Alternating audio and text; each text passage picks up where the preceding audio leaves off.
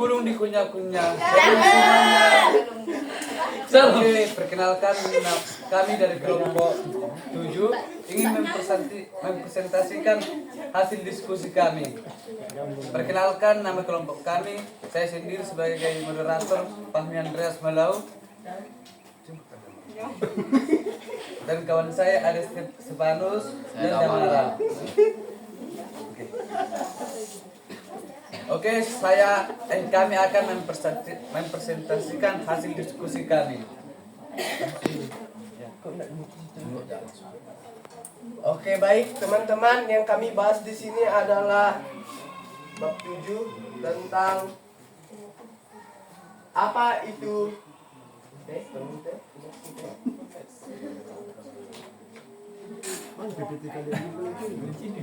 manajemen talenta.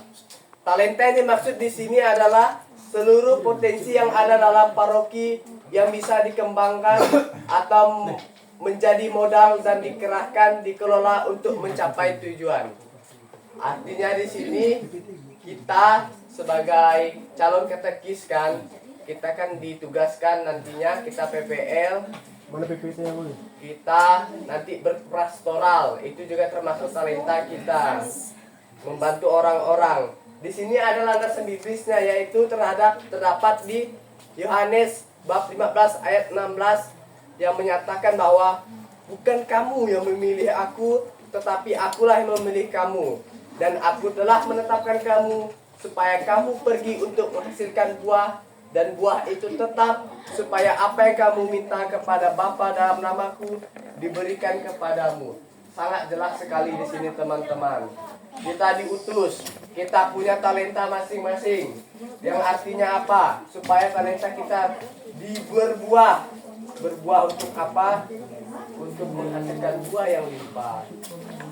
Lanjut.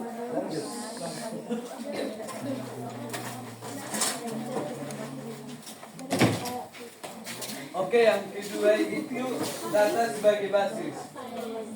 Pengertian sensus umat dan tujuan sensus umat dalam manajemen paroki ialah proses pengumpulan dan pengolahan data mengenai anggota komunitas paroki. Jadi di satu paroki itu sensus dalam umatnya itu dikumpulkan semua supaya anggota-anggota umat dalam paroki itu bisa diketahui. Maka dengan tujuannya ialah untuk memahami kondisi dan kebutuhan umat secara lebih mendalam, yang selanjutnya dapat digunakan sebagai dasar dalam perencanaan dan pelaksanaan program pastoral.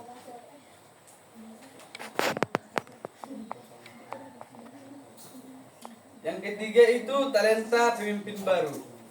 Talenta pemimpin baru yang dimaksud ialah dalam manajemen paroki merujuk pada kemampuan dan potensi individu yang diharapkan dapat memimpin dan mengelola kegiatan pastoral dengan efektif. Maka dengan berbicara dengan talenta tersebut seperti yang dijelaskan Stefanus, berarti mengharapkan kemampuan atau potensi individu atau seseorang yang ingin melakukan pastoral yang lebih efektif dengan jelas.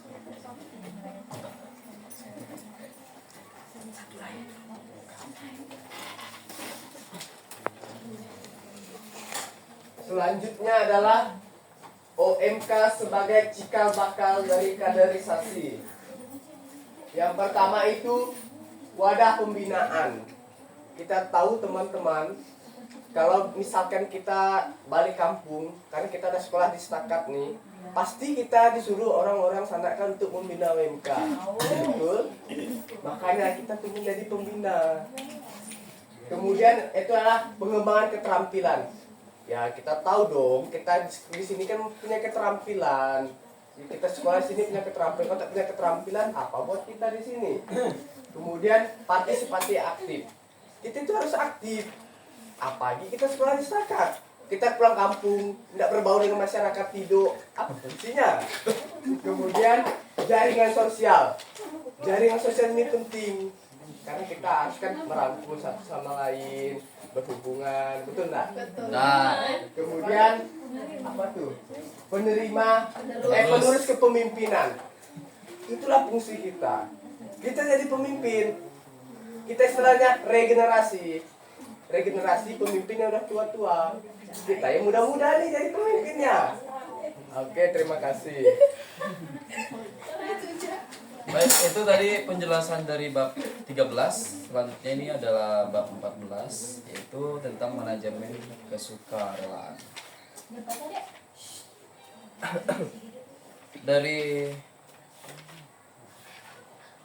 talenta yang dimiliki oleh pemimpin, tentunya kita juga sebagai pengurus dari manajemen paroki ini akan memiliki sifat atau hati yang selalu merasa bahwa dirinya akan mau untuk melakukan segala pekerjaan itu demi nama Tuhan. Jadi dari manajemen kesukarelaan ini ada dua kata kunci yang menjadi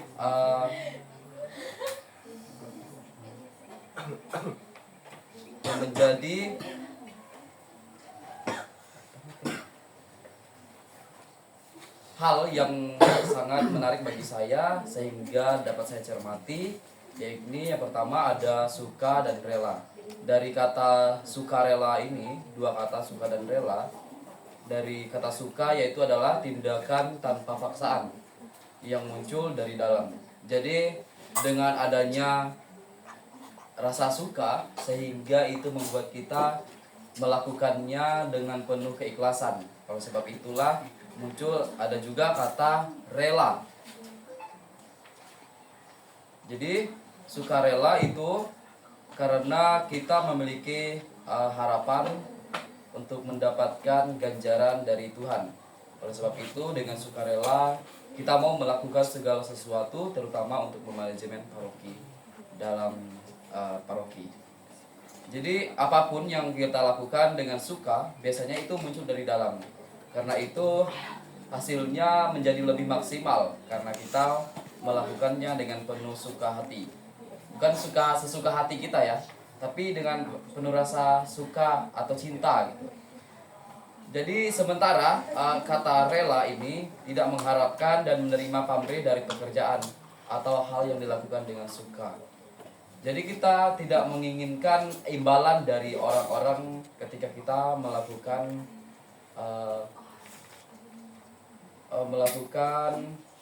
mengatur segala yang berkaitan dengan paroki. Jadi dalam paroki itu kita melaksanakannya dengan penuh kerelaan hati agar kita dapat merasakan sukacita dari Tuhan. Sedangkan makna dari sukarela itu yaitu secara sederhana adalah kesediaan seseorang untuk memberikan waktu, tenaga atau sumber daya lainnya tanpa paksaan demi kebaikan bersama. Sini sangat jelas sekali bahwa kalau kita melakukan segala sesuatu itu karena adanya sukarela, maka kita dengan penuh hati untuk memberikan atau meluangkan waktu kita menyumbangkan tenaga kita. Banyak di luar sana yang menyumbangkan berupa uang ataupun harta, namun ada juga yang menyumbangkan berupa tenaga ataupun waktunya. Jadi setiap individu itu berbeda-beda untuk bagaimana dia menjadi sukarela dalam berpartisipasi dalam paroki itu. Banyak sekali cara, tadi saya sudah jelaskan, itu dalam konteks gereja. Jadi sikap sukarela ini itu mencakup pemberian dari diri baik dalam bentuk materi maupun non materi. Oke. Selanjutnya itu ada manajemen sukarela dalam gereja. Ada 5 poin dari manajemen ini. Yang pertama adalah konsep dasar. Jadi konsep dasar ini mengelola kesediaan umat beriman untuk memberi secara sukarela atau materi yang non materi demi kemajuan paroki. Kedua, talenta ibarat taman bunga. Kita tahu kalau taman bunga itu tentunya sangat indah kalau kita pandang secara seksama. Namun dengan berbagai jenis bunga yang ada di taman itu tentunya itu yang menjadi keunikan bagi kita yang memiliki talenta seperti taman bunga. Jadi di sini dijelaskan seperti taman bunga dengan beberapa jenis bunga, tiap talenta umat berkontribusi pada keindahan dan kekayaan paroki. Jadi jelas sekali dalam bunga tentunya banyak sekali macam-macam tanaman. Itulah yang menjadi ciri-ciri bahwa kita itu memiliki talenta yang sangat bervariasi. Yang ketiga itu adalah materi versus non materi. Saya tadi sudah jelaskan kalau secara materi orang itu menjadi sukarela, dia bisa memberikan harta berupa uang ataupun barang yang sangat berfungsi bagi kepentingan paroki. Misalnya untuk pembangunan fisik paroki. Saat ini kan gereja Cecilia itu sangat membutuhkan aula ya.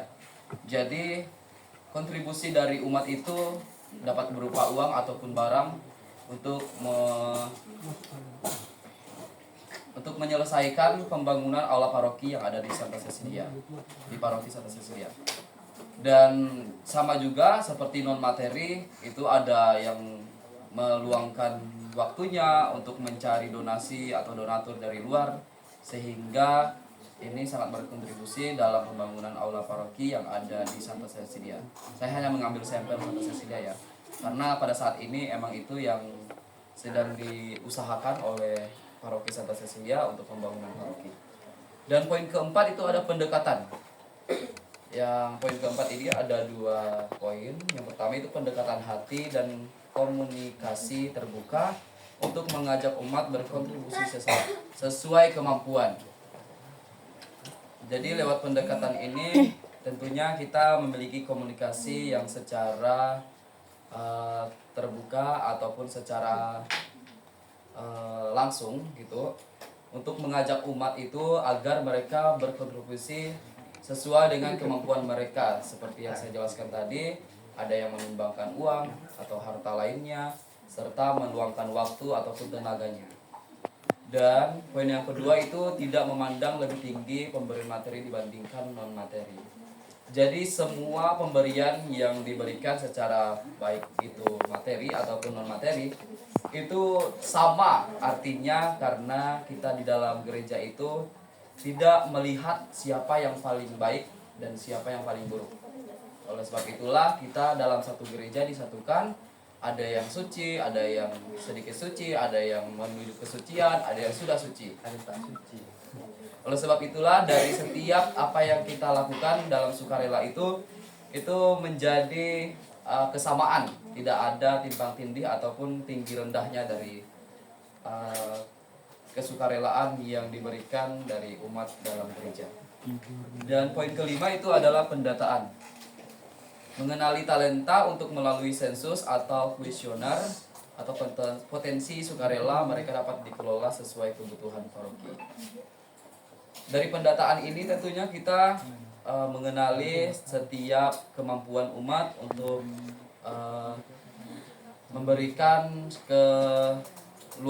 memberikan kesukarelaannya dalam memajukan paroki. Oleh sebab itu perlunya kita melaksanakan sensus atau kuesioner. Ini udah langkah sederhana bagaimana kita mengetahui atau kita mengenal talenta umat yang berkontribusi dalam paroki. Baik, poin yang terakhir itu ada voluntarism manajemen. Dari ini juga ada 5 poin. Yang pertama adalah dasar kesukarelaan. Jadi warga paroki itu berkontribusi sesuai talenta masing-masing tanpa mengharapkan imbalan materi. Kepuasan batin menjadi ganjaran utama.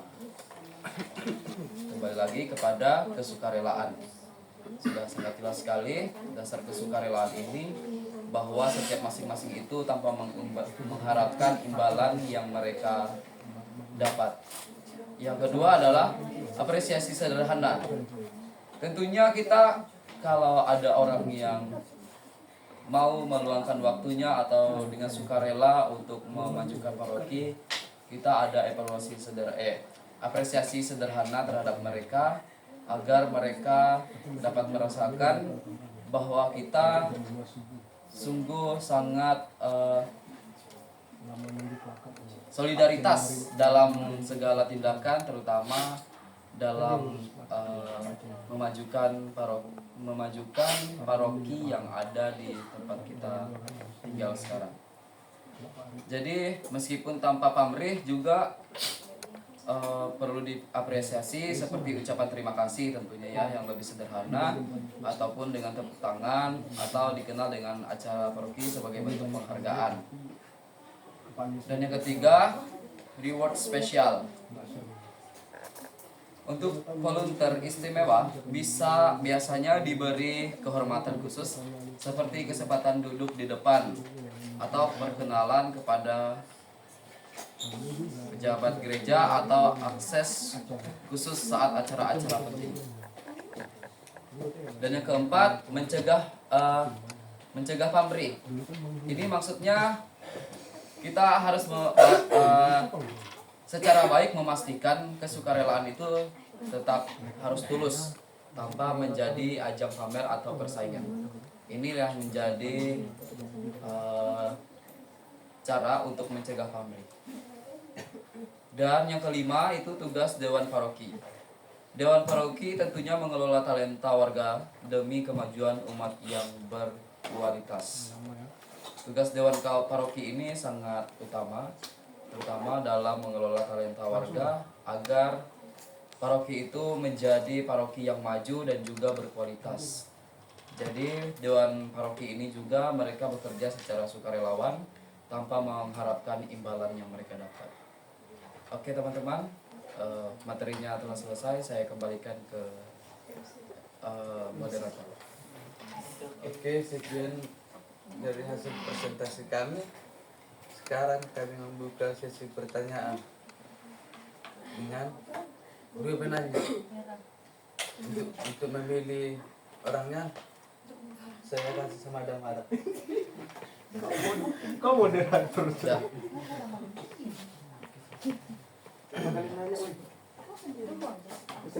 Dah, Dika, dengan Tatang. Oh, lola. Saya harap bertanya yang tidak mengerti ya. Iya, iya. Ya percuma hanya kau bertanya, nanti kau jelaskan sendiri. Mana dong? Mending kita langsung jelaskan. Belum bertanya. Oh, kan? Yes, silakan Bu Tata. Dika dulu. Tes ini masih berjalan kan? Apa aku gak? Iya. Kenapa harus aku duluan?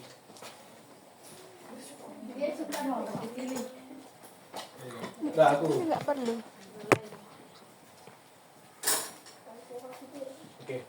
Udah? Udah. Baik, terima kasih atas kesempatannya. Saya mau bertanya tentang talenta. Coba kalian hubungkan Yohanes 15 ayat 16 dengan talenta. Dan bagaimana cara atau sikap dari pastor paroki ataupun DPP untuk memanfaatkan seseorang yang mempunyai banyak talenta namun tidak mau ikut serta dalam pembangunan yang atau program yang telah dirancang di paroki tempat dia berada. Terima kasih.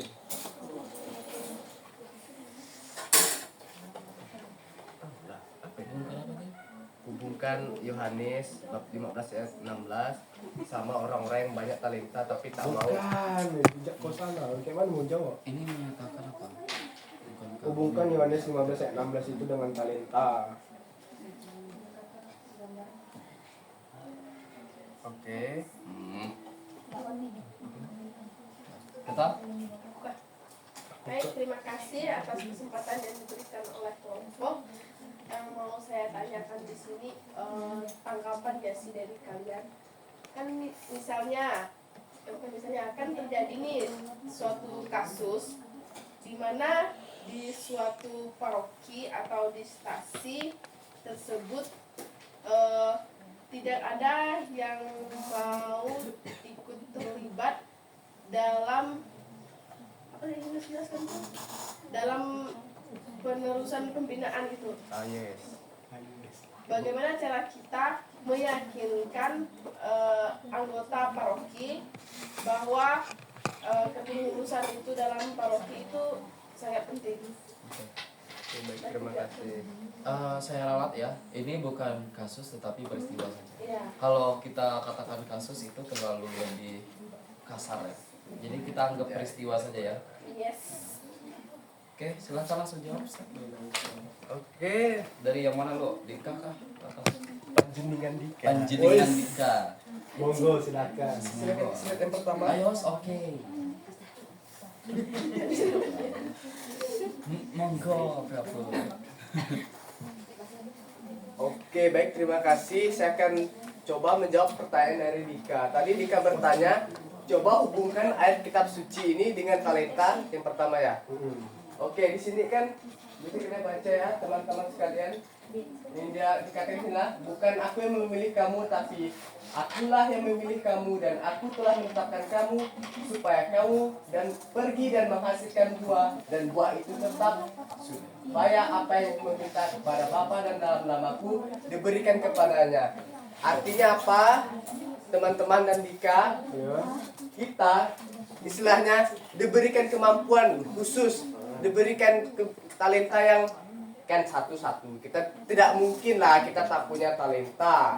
Contoh kasusnya di dalam paroki, peristiwa lah kan.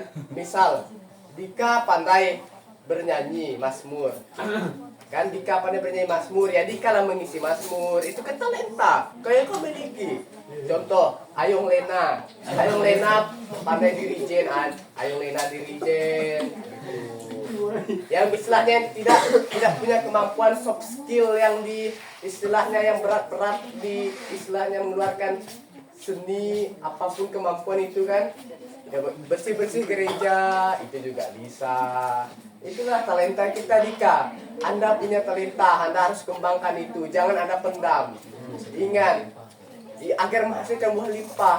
Percuma ya kau punya talenta tapi tak kau kembangkan, itu berguna hanya untuk dirimu sendiri. Memang ada orang dia punya pengetahuan, tapi ya untuk dia sendiri, dia tak mau berbagi. Ya untuk dia sendiri lah pengetahuan tuh, mati di dia sendiri. Iya, dia tuh mati dan tetap di dia sendiri, dia tak mau berbagi, gitu loh ta. Makanya talenta harus dikembangkan. Kemudian tadi panjenengan bertanya juga, bagaimana kalau seseorang itu punya kemampuan talenta, pokoknya semua dia bisa, tapi tak mau berkontribusi sama paroki gitu kan ya Le ya. Oke. Jadi seperti ini Le. Misal kalau kita temukan orang seperti itu, kemarin juga kasusnya, aku pertanyakan seperti itu juga kan, tapi orang itu tak tahu apa-apa, tak punya talenta apa-apa kan dalam kasusnya kan, tapi ini talentanya banyak. Yang pertama, kalau kita menemui orang-orang yang istilahnya dia banyak talenta tapi dia tak mau berkomunikasi sama sekali itu. Yang pertama itu kita tengok dulu dia. Kenapa dia tak mau? Ya bisa jadi dia tidak diberi kesempatan ya Le ya. Contohnya tuh dia tuh misalnya kan dalam satu kelas ini kan kamu Dika punya kepemimpinan yang bagus, misalnya kan. Tapi si ketua kelas nih malah milih Cece. Gitu kan. Cece istilahnya yang sedang-sedang aja, kamu yang paling bagus. Otomatis kamu istilahnya kan, daripada aku nih merasa aku nih bagus loh, kenapa si Agus milih Cece gitu kan. Dari situlah kau mulai down, kau mulai tidak mau ikut, istilahnya ikut mengembangkan apa yang kau punya. Istilahnya kau tuh udahlah memilih Cece daripada aku gitu kan. Jadi seperti itu ya Le ya. Kasih contoh seperti itu aja Le. Apakah Anda mengerti Le? Silakan ditanggapi. Tapi tadi tidak diberi kesempatan ya. Ini kan konteksnya kan pastor paroki ataupun DPP kan udah tahu nih potensi dia itu bagaimana. Gak mungkin pastor paroki itu tidak memberikan kesempatan kepada orang yang punya talenta yang banyak gitu loh. Ibaratnya kalau kau punya talenta di gereja, lalu pastor paroki mengetahui kau banyak talenta, apakah itu dibiarkan aja? Atau DPP mengetahui kau punya banyak talenta, bisa mazmur, bisa dirijen, bisa kor, bisa latih mesdinar dan lain-lain. Apakah itu akan dibiarkan begitu saja? Yang maksudku di pertanyaanku yang kedua itu, ada orang yang banyak talenta, tapi tidak diberikan kepada gereja. Atau gimana cara pastor paroki ataupun DPP itu bisa memanfaatkan talenta dia itu untuk mendukung program kerja dari pastor paroki, itu maksudku. Oke, Damara bisa ditambahkan sampai. Silakan. Lekku, silakan. Aduh.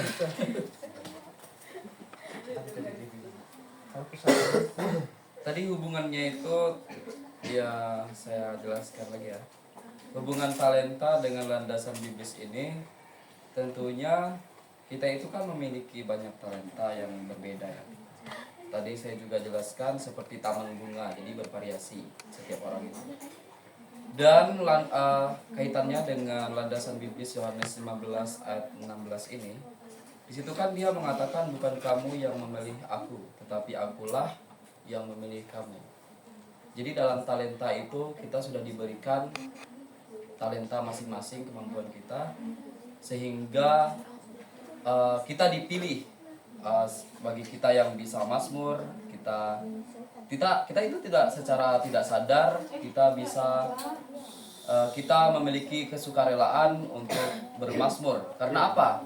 Karena kita itu dipilih, bukan kita yang memilih ya, tapi Tuhan yang memilih kita, sehingga kita secara sadar ataupun tidak sadar mau bersukarela untuk menjadi seperti pemazmur atau lektor ataupun manajemen lainnya.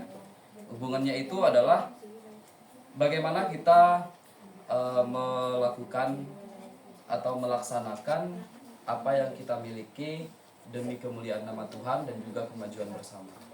Itu hubungannya. Dan seandainya di paroki itu tadi ada peristiwa orang itu tidak mau berkontribusi, kan Dika? Berkontribusi dalam manajemen ataupun membantu pelaksanaan seperti misa atau ibadat ataupun lainnya yang berkaitan dengan paroki. Tentunya kalau secara saya pribadi, paroki itu yang pertama itu haruslah adanya relasi yang baik antara umat, agar dalam relasi itu umat merasa bahwa kita ini sungguh merangkul, dalam arti kita itu sangat bersahabat dengan umat. Oleh sebab itu, itulah hal yang menjadi utama yang biasa kita kenal sebagai pendekatan. Dalam hal tersebut tentunya membuat jalan yang lebih efektif untuk menuju ketercapaian apa yang harus kita rasakan bersama, terutama dalam bagaimana kita menyikapi kita itu mau untuk menghadap Tuhan bersama.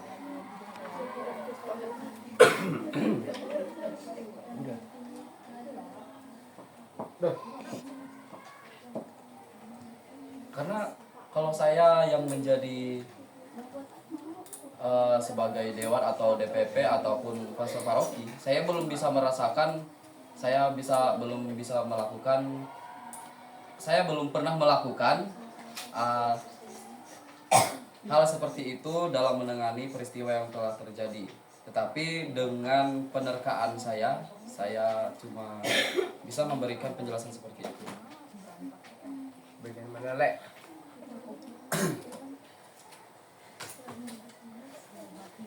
Udahlah. Enggak gini Nggak loh, usah, maksudnya. Lek. Maksudnya apa loh? Tenang aja kau. Kita kan ada hipotesis kan, itu kan praduga kita. Gimana kalau kita menjadi, gak usah lah jadi pastor paroki lah dulu, jadi DPP lah dulu, DPP. Kita kan bisa ada sebuah pembayangan gitu, kita bayangkan kan, gimana kalau ada di paroki kita ini, kita selaku DPP, ada orang yang eh, terkesan dia tuh menghindar dengan tugas-tugas gereja. Lalu tapi sebenarnya kita tahu dia tuh punya bakat. Banyak bakatnya tapi dia tidak mau ataupun menghindar dari tugas-tugas itu. Nah, kita sendiri sebagai DPP itu gimana caranya untuk kita bisa menarik dia supaya kita bisa memanfaatkan talenta dia itu untuk program-program kerja yang ada di gereja gitu loh maksudku. Oke, saya paham Dika, ini sepertinya pengalaman pribadi. Bukan pengalaman pribadi, ini pastinya ada Jadi, terjadi di iya, setiap iya. paroki gitu. Tentunya banyak sekali cara yang dapat dilakukan kalau dari pihak paroki atau DPP itu. Yang pertama, banyak sekali cara. Yang pertama itu kita kayak melakukan event atau perlombaan agar orang itu bisa kembali semangat dalam pelayanan. Itu juga merupakan cara. Dan yang kedua, kita kan sudah kalau di paroki itu kan biasanya udah ada jadwal siapa yang bertugas. Dari jadwal itu kita tentunya mengetahui siapa yang tidak mau melaksanakan tugasnya secara bergiliran. Kalau kita sudah tahu dia tidak mau melaksanakan tugasnya, kita harus menanyakan kepada pihak yang bersangkutan kenapa tidak mau melaksanakan tugas yang sudah dijadwalkan. Kita harus mencari tahu apa permasalahannya, baru kita bisa memberikan solusi untuk mengatasi masalah tersebut. Kita tidak bisa langsung menerka apa yang harus kita lakukan tanpa kita mengetahui apa permasalahan yang dihadapi oleh pihak yang bersangkutan. Oke, sudah? Mati. Dia kok sentuh-sentuh. Oke, Tata, paham ya? Bisa? Dua mata kita. Ya. Bisakah pertanyaannya diulang? Gimana caranya kita sebagai Dewan Paroki sama dengan pendidikan tadi Pak, hampir sama, cuman cara kita mengajak orang tersebut yang dia punya talenta tapi dia tidak mau, memang tidak mau, dia paksa pun dia tidak mau itu. Gimana caranya? Sebenarnya ada jawab sih tadi ya. Enggak kan kalau bagian kaderisasi tadi? Ya kan. OMK juga. OMK juga. Pembinaan OMK kan? Ente. Coba ditulis pertanyaannya. Kita tuh ngajak orang-orang agar mau jadi penerus kita gitu. Ya, gimana caranya orang tuh mau jadi penerus kita? Kalau meyakinkan Cara menemukannya gitu. Paham. Jawab, Lek. Cara meneruskan Tulis pertanyaan. Jadi secara pribadi jawabnya atau kalau kami sebagai paroki? Itu serahkan aja. Gimana jawabnya? Bukan cuma jawab boleh, satu orang jawab boleh. Tidak ada yang bertanya di bagian ini. Oke, untuk hal itu kan, Yes. pandai-pandai lah pengurus pembinaan itu mengajak kita gitu. Misalnya, pembinaan itu kan harus lebih efektif lah, lebih bisa diminati orang-orang. Mungkin karena pembinaannya itu kasar atau cerewet, makanya orang yang mau mengikuti dalam pembinaan itu susah gitu, seperti di kampung kami. Gak usah terlalu jauh gitu. Aku sendirilah pengalamannya. Aku nggak pernah ikut dalam kumpulan OMK lah.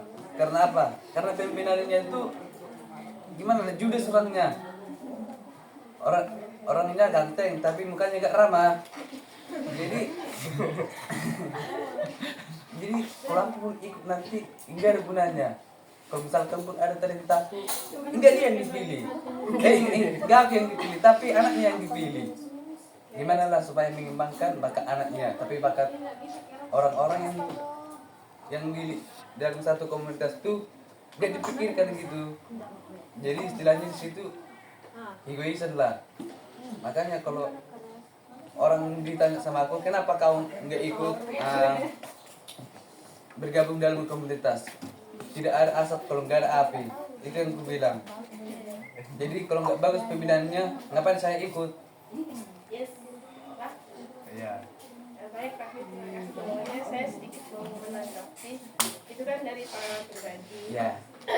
Saya tidak menyalahkan jawaban Anda.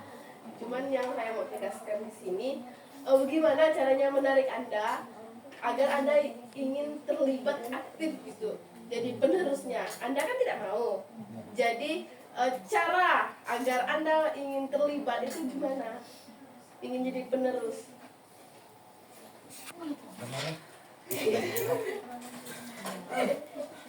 Aku tuh ngasih kesempatan kali ya. Kan contoh masalahnya kan Ini pada ada poin 4. Bisa diambil berapa poin? jelas. Oke, Tata, baik, terima kasih. Jadi kan kasusnya kayak Fahmi tadi kan dia tak peristiwanya kayak Fahmi tadi kan dia tak mau ikut karena kepemimpinan jahat, jelek, apa segala kan. Terus yang bisa saya lakukan adalah agar dia tertarik tuh. Yang pertama yaitu apa tuh? Jejaringan sosial. Jejaringan sosial ini maksud ini apa? Artinya kita tuh ya dekatilah si Fahmi itu. Kenapa dia tak mau? Komunikasilah. Dek, kenapa sih kau nggak mau gitu kan? Tanya dia. Kalau dia jelaskan, aku nggak mau loh karena kepemimpin kayak gini. Artinya apa? Kita kaderisasikan, kita kasih tahu dia sama istilahnya kalau pemimpinnya itu boy gitu kan, kasih tahu kan kepemimpinan kenapa anggota-anggota tidak mau aktif, kepemimpinan kamu nih terlalu kayak egois yang Fahmi bilang tadi kan tidak mau istilahnya hanya mementingkan orang-orang terdekat dia. Artinya apa? Kalau kita harus meyakinkan dia agar Fahmi mau jadi penerus tuh, ya kita ajak dia pemimpin harusnya bagus lah, nggak pandang bulu istilahnya. Jangan pilih-pilih aja, cuma kita rangkul. Toh kalian tahu semua lah. Sebenarnya itu udah di kepala kalian tuh terpikirkan, tapi kalian hanya tidak mau mengutarakannya. Kalian tuh memberikan kesempatan kepada kami untuk mengutarakannya. Iya. Ya kan? Ya kan tuh bisa tanya dan jawab sendiri gitu loh. No. I know. No. Gini tak. Seperti itu. Tentunya kalau kita mau mencari atau mau mengajak OMK itu sebagai penerus ya. Yang pertama itu kita harus mengetahui atau memahami apa permasalahan yang mereka hadapi sehingga mereka itu tidak mau melakukan apa tadi Jadi itu penerus. sebagai penerus gitu kan. Tentunya ada permasalahan yang menghalang mereka itu menjadi tidak aktif dalam pengembangan paroki. Dan setelah kita mengetahui permasalahan yang mereka hadapi, tentunya kita baru bisa memberikan solusi agar mereka itu dapat mau berpartisipasi aktif. Yang saya berikan satu contoh, seperti di kampus kita, itu kan mahasiswanya kurang sekali berpartisipasi aktif, terutama baik dalam organisasi KOR, organisasi liturgi yang berkaitan dengan gereja gitu kan. Tapi kita di kampus ini selalu mengadakan event-event menjadi wadah pengembangan keterampilan yang mahasiswa itu miliki. Saya hanya mengambil sampai ini ya. Jadi lewat pengembangan keterampilan yang mereka miliki ini menjadi dasar juga agar penerus dari gereja itu dapat kembali dipulihkan semangatnya dalam sebagai penerus atau cikal bakal dari penerus kemajuan gereja. Jadi tentunya kita itu sebagai paroki itu memberikan atau menjadi wadah pengembangan keterampilan bagi mereka agar mereka dapat berpartisipasi aktif dan kembali semangat dalam hal-hal yang berkaitan dengan gereja. Dan tentunya juga dari paroki itu harus ada relasi yang baik terhadap penerus-penerus, karena kalau di paroki itu kurang ramah atau kurang baik pelayanannya terhadap umat, tentunya umat itu akan juga merasa, ngapain kita ini, mereka aja tidak ada memberikan ini dikirim gitu loh. Ini tidak boleh bawa anak kecil. Lagi dah.